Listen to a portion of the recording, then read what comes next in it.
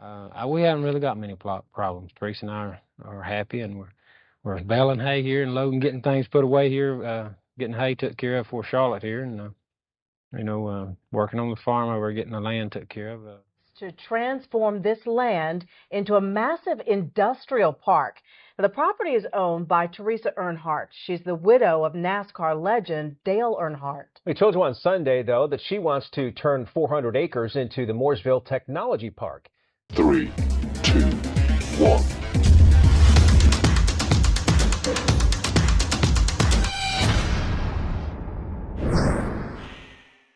What's up, everyone? Hope everybody out there is off to an amazing week.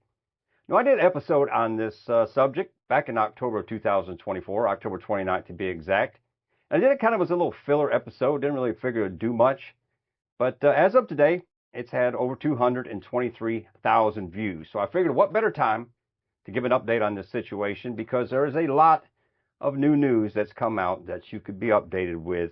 Now, the interesting thing about this story right here was when I did the very first episode, there were a lot of comments. There were some that were for Teresa, and then there were a lot that were not for her. And some people got a little anxious with their comments and everything else.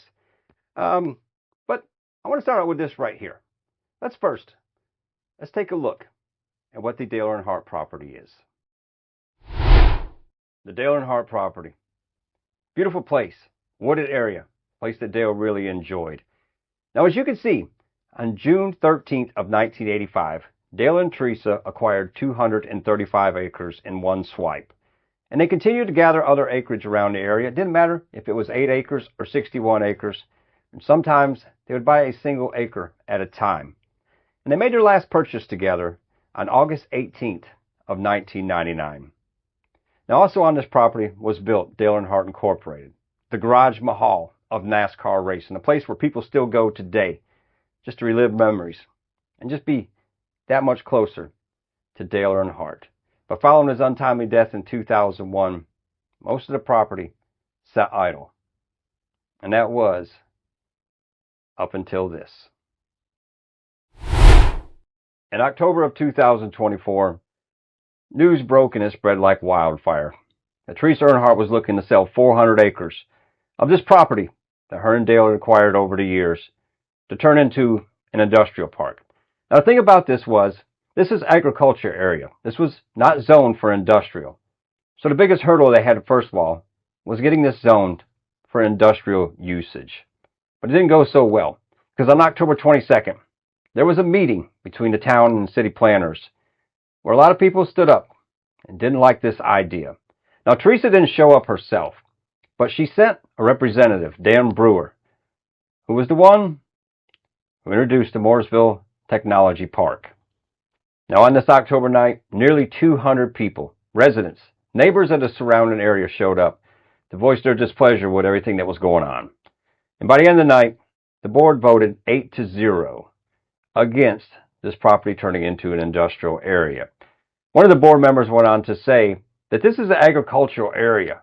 This is the east side of Mooresville. It needs to stay that way. It's less populated. Doesn't need the trouble there. And Dan Brewer, the guy who was sent there at the time to speak about everything, really didn't give a lot of answers about what was going on. So what, in fact, is Mooresville Technology Park? So now let's take a little look deeper into what exactly will be Mooresville Technology Park. Now, as you can see, the Mooresville Technology Park will be a master-planned data center campus. Data centers are critical to infrastructure of the modern world, powering the internet and providing a foundation for the digital world. Led by a team of technology and development experts at Tract. Now remember this, because we're going to talk a lot about this. The campus will be thoughtfully designed and planned to maximize economic benefits for the community with minimal impact. Now, where you need to pay attention, because exactly who is Tract? This is the new name that's in the game with all of this right here. Now, to learn a little bit more about Tract, let's take a look at what they say and what they claim that they do. Tract engages communities early to confirm data centers are welcome in a location where a master planned data center park makes the most sense. When data centers are centralized in the right place, they provide community benefits without lots of new traffic or noise. So if this is the case, then why are so many people against it? And why have so many other people been against what TRAC is trying to do? Now, we need to take a look at what their motto is. And if you pay attention to this right here, it's pretty interesting. We cannot succeed without landowner partners who want what's best for their communities. If you want real and lasting change in your city or township, we want to hear from you. Their motto is land first, plan second. Now, what's interesting about this is they're sprouting up. They're developing places all across the country. If you take a look at this map, you can see they're already in Arizona, Utah, Nevada, and Virginia, and got promising areas in Texas, Illinois, Iowa, Minnesota, and North Carolina. Now, back to Mooresville. What's their plans for Mooresville? What's their plans for Dale Earnhardt property? Well, let's just take a look at this. As you can see, there's plans for 5 major buildings there, and one little triangle piece of area over there in the right corner. This is off of Rustic Road, and this is 53 acres that they want to use as a preserve. All the rest of the area will be used for the industrial park, but 53 acres will be set aside just to be a natural preserve.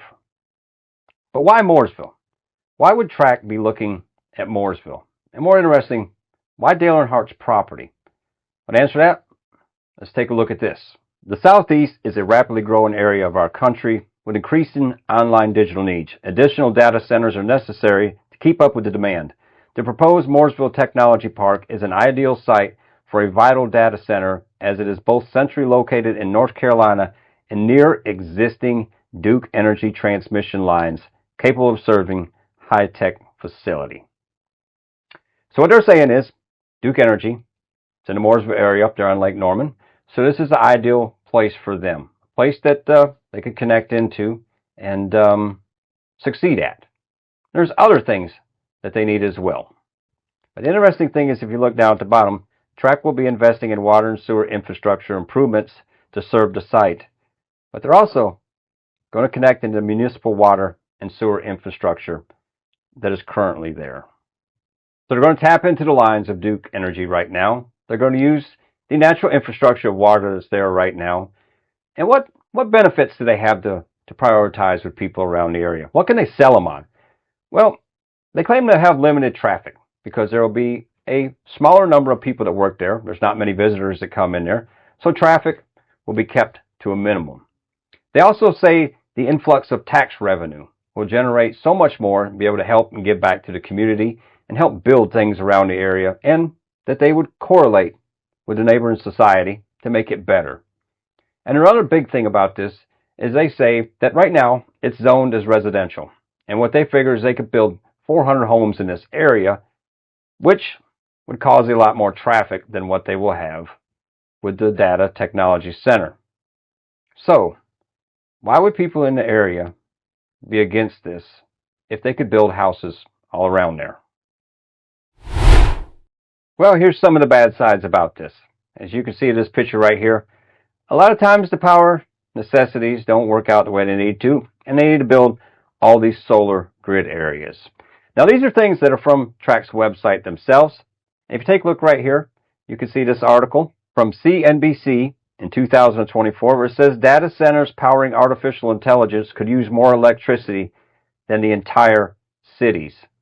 And then if you take a look at this one from MSN, AI data centers may consume more power than whole cities.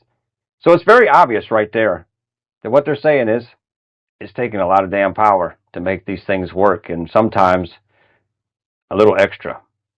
So we're starting to see a trend here that all these places seem to need a lot of power to make things happen. Take a look at the fine print at the bottom. With at least 10 planned, these big tech projects could consume as much electricity as every home in Minnesota. And it's not only the electricity, it's the water that's needed to cool these systems. So take a look at this article right here. In Farmington, residents sued the city in an effort to stop TRAC's sprawling data center campus. In Hampton, home of 700 people, dozens packed the small city council chambers Tuesday night, poring over maps and pressing for more information about the 140-acre project. So what I'm finding out off TRAC's own website is that a lot of things that they're doing requires a lot more energy, requires a lot more water, a lot more resources than what's there to start with, and quite possibly a lot more than what they're telling people that they're going to need to begin with. So, do the people of Mooresville have a really good point with this? Now, I want to go on record to say I have no dogs in this fight. I'm not putting down track for what they're trying to do.